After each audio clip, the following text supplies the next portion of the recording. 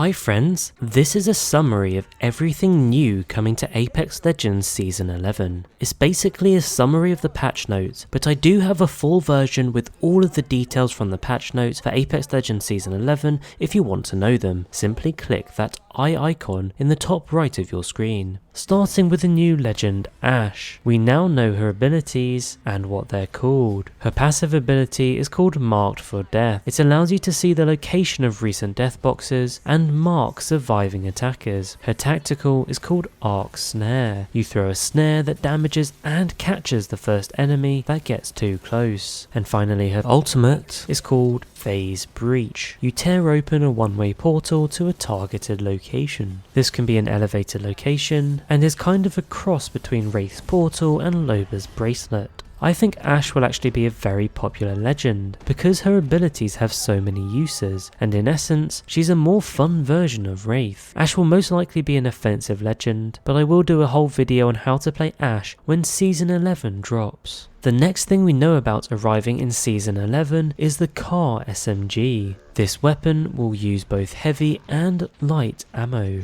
I'll do a specific video again on this weapon when the season drops, but for now it looks like it will have a 20 round base magazine, and I'm assuming the fire rate and maybe the damage will change based on whether you're using heavy or light ammo. For you Titanfall fans, you'll know this gun is famous for its low recoil, good accuracy and fairly fast fire rate, although it's not going to be as fast as the R99. Of course, there will be a new battle pass in Season 11 as normal. They've got a holiday beach vibe going on, and you can probably expect this to be reflected in the skins. We do know that the Season 11, 110 and 100 reactive skin will be for the Prowler. Sticking with weapons, the G7 Scout will be going into the care package, and the triple take will come out of the care package. Remember, the triple take is now an official marksman weapon, so we'll go back to being an energy weapon rather than the blue sniper variant. This means you can get energy attachment, including the extended energy mags, the sniper stock, and scopes up to the 2 to 4 times. And thinking about weapon changes, it looks like the Peacekeeper and the L-Star are the opposite ends of the spectrum. You've got the Peacekeeper having a really strong buff and potentially looking like one of the stronger weapons in Season 11, while the L-Stars had a very big nerf, and it seems like the L-Star meta that we had in Season 10 is going to disappear in Season 11.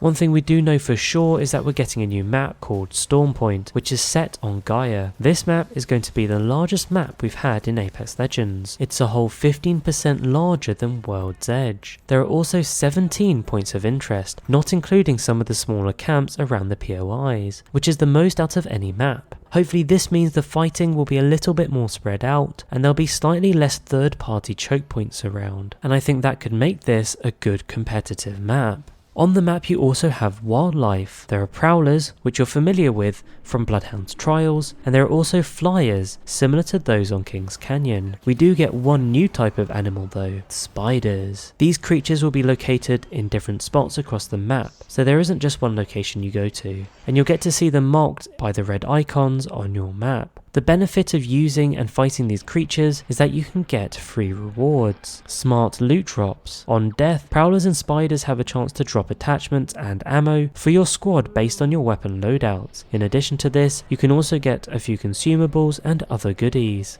A second reward you can also get from these creatures is also Evo points. A small percentage of all damage dealt to wildlife is rewarded towards your Evo armor. This includes flyers. I imagine this will be limited to stop people farming it for their Evo shields, but it will still be useful. And the final reward you'll get are crafting materials. You see, clearing a nest rewards a lump of crafting materials, which are divided evenly across each member of the team, kind of like it does in arena mode. So obviously all of these can be useful if you're struggling to find loot. In terms of the points of interest, I won't go through every single one in this video, but they do look good. I would say Barometer and Lightning Rod look like they could be the best hot drop locations, but I will do a whole video on the best places to drop. And sticking with points of interest, don't forget Bangalore's IMC ship that crashed on Stormpoint is actually a point of interest on this map. It's called the Hestia, and I'm certain there will be some cool Bangalore lore voice lines. In addition to all of this, there'll be a number of buffs and nerfs to weapons and legends, as we always get with a new season. I know you want to know about Wattson, and yes, she has finally got a buff. Like I said earlier on in the video, check out my patch notes video if you want to see all the details. They've made her tactical faster and easier to deploy, and they've also changed her ultimate back to being permanent. That is, unless it's destroyed, and you can have a maximum of 1 down at a time. Sadly,